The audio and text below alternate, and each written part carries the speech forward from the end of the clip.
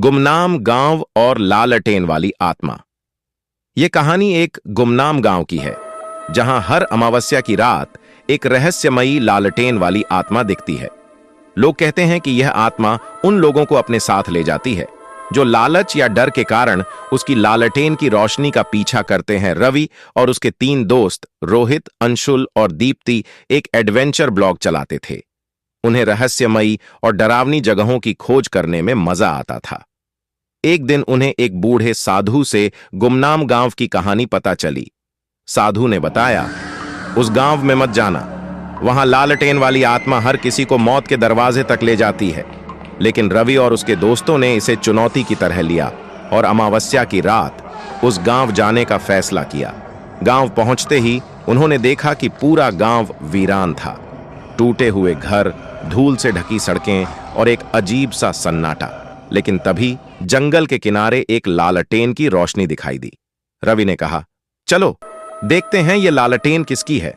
लालटेन की रोशनी झिलमिलाते हुए आगे बढ़ रही थी। चारों ने उसका पीछा करना शुरू किया। जैसे जैसे वे आगे बढ़ते गए, रोशनी तेज और डरावनी होती गई।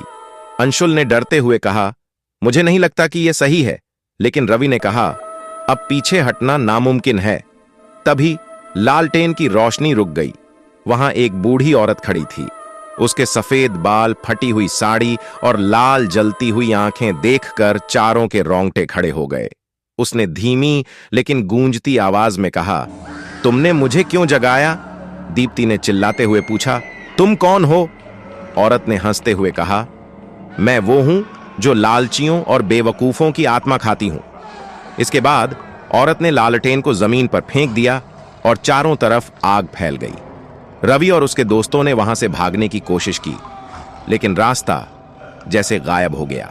अंत में उनकी चीखें उसी गुमनाम गांव के सन्नाटे में गूंज कर रह गईं। अगली सुबह गांव में केवल उनके कैमरे और कुछ जले हुए निशान मिल।